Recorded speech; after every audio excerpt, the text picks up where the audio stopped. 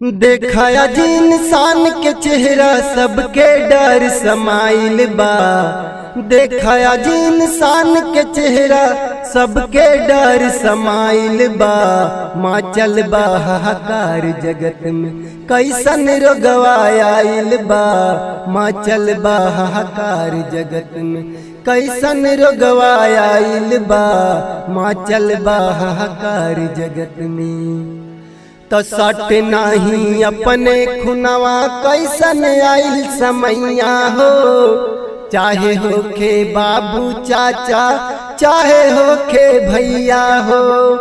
तो सट नहीं अपने खुनवा कैसन आइल समैया हो। चाहे होखे बाबू चाचा चाहे होखे भैया हो। लाश से पाटल धरती देखा चारों ओर बिखराइल बा। लाश से पाटल धरती देखा चारों ओर बिखराइल बा।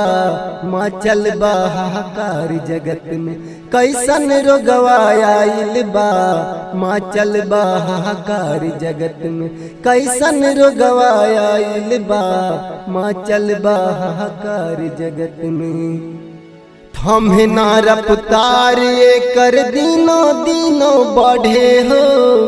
कैल जाई उपाय कवन जे एकरा से जे लड़े हो। हमें ना रफ्तार कर दिनों दिनों बढ़े हो। कैल जाई उपाय कवन जे एकरा से जे लड़े हो। एकरे चर्चा चारों ओर दुनिया में अब छाइल बा। एकरे चर्चा चारों ओर दुनिया में अब छाइल बा। माँ चल बा हाहाकार जगत में कैसन रोगवा आइल बा। माँ चल बा हाहाकार जगत में कैसन रोगवा आइल बा। माँ चल बा हाहाकार जगत में कांपे लागल रुआ देख के समाचार में सुन के। अखिया से असुआ नहीं रुके किशन देव तरुण के। कांपे लागल रुआ देख के समाचार में सुन के। अखिया से असुआ नहीं रुके कृष्ण देव तरुण के। का होई संसार के हालत मन सोची घबराइल बा।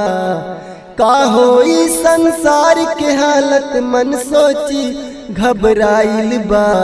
माँ चल बा हाहाकार जगत में कैसन रोगवा आइल बा। माँ चल बा हाहाकार जगत में कैसन रोगवा आइल बा। माँ चल बा हाहाकार जगत में।